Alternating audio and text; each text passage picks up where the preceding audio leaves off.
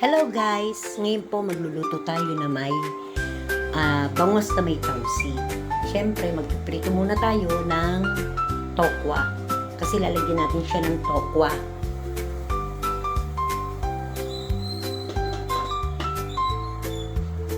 Takpan muna natin at lulutuin natin. Titignan natin kung luto na yung tokwa. Siyempre, pag luto na yung tokwa, ibabalik rin natin para maluto yung kabilang side naman.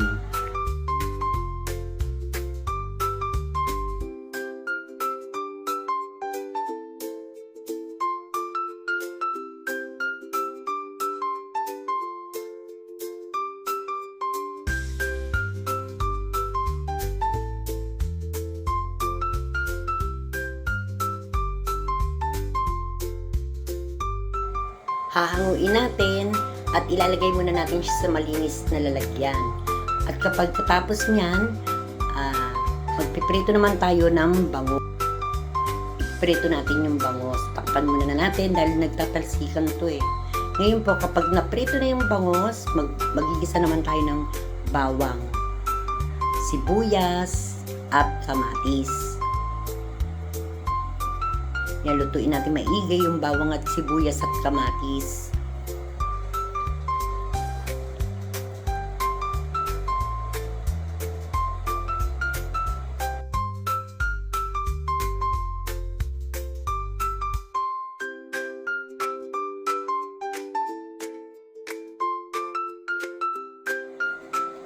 At isusunod natin ang tausi. Dito hindi na ako naglagay ng asin or iodize kasi maalat na yung tausi. Pero kung okay naman sa panlasa nyo na kailangan nyong maglagay ng asin, pwede naman. Yan, ilagay natin yung carrots. Yan, lutuin natin maigi. Isasama natin siya sa pag-isa. Lagyan natin ng konting tubig para kumulo. Para maging maluto yung carrots. Yan, pakuluan natin siya maigi. Lagyan natin siya ng 4 cubes. Nilagyan ko siya ng 4 cubes para mas malasa siya. Haluin lang natin at pakuluan. Lagyan natin ng paminta.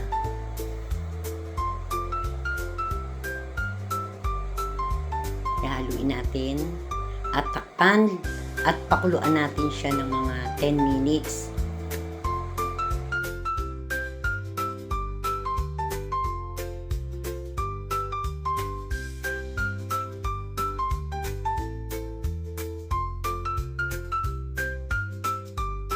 At naglagay din ako dito ng konting cornstarch para medyo malapot-lapot yung kanyang sabaw.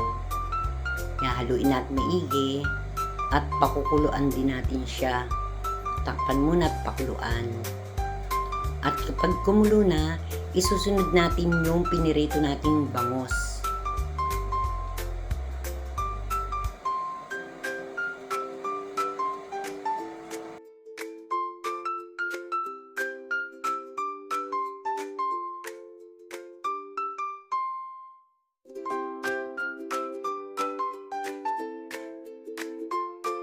Natin lahat. Kapag nailagay na natin lahat ang bangus, tatakpan natin siya at pakukuluan.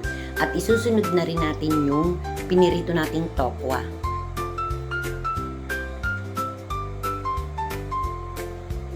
Yan, pakuluan natin para maluto.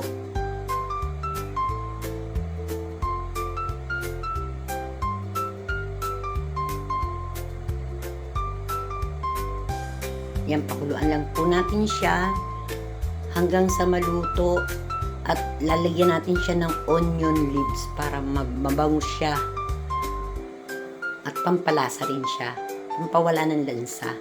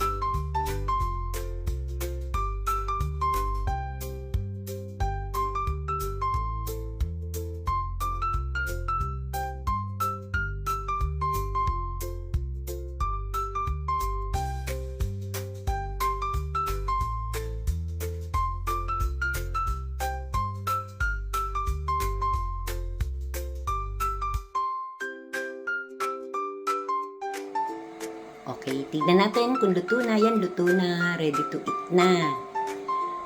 Hanggang dito na lang and thank you for watching. Bye-bye and God bless.